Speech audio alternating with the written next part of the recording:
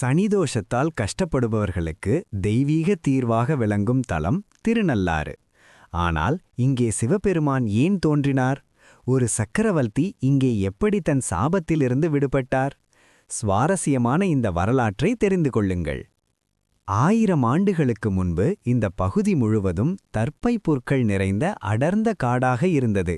முனிவர்கள் பலர் அமைதி தேடி இங்கே தவம் இயற்றினர். அவர்களின் தவத்திற்கு மெச்சி ஈசன் அங்கே ஒரு சுயம்புலிங்கமாக உருவெடுத்தார். தர்ப்பை காட்டில் தோன்றியதால் அவர் தர்பாரண்யேஸ்வரர் என்று அழைக்கப்பட்டார். இன்றும் இங்கிருக்கும் லிங்கத்தின் திருமேனியில் தர்ப்பை புற்கள் உரசினால் ஏற்படும் தழும்புகளை நாம் காண முடியும். கதையை தொடர்வதற்கு முன்னாடி மறக்காம இந்த சேனலை சப்ஸ்கிரைப் பண்ணிக்கோங்க. இதே காலகட்டத்தில் நிடத நாட்டு மன்னன் நலன் சனி பகவானின் பிடியில் சிக்கி தன் நாடு, செல்வம், ஏன் தன் அழகிய உருவத்தையே இழந்து தேரோட்டியாக அலைந்து கொண்டிருந்தார். இறுதியாக அவர் இந்த தர்ப்பை வனத்திற்கு வந்து சேர்ந்தார். அங்கிருந்த பிரம்ம தீர்த்தத்தில் அவர் நீராடிய அந்த நொடி ஒரு அதிசயம் நடந்தது. ஈசனின் சக்தியால் சனி பகவான் நலனை விட்டு விலகினார். நலன் வழிபட்ட ஆறு என்பதால் இது திரு-நல் ஆறு என்று பெயர் பெற்றது.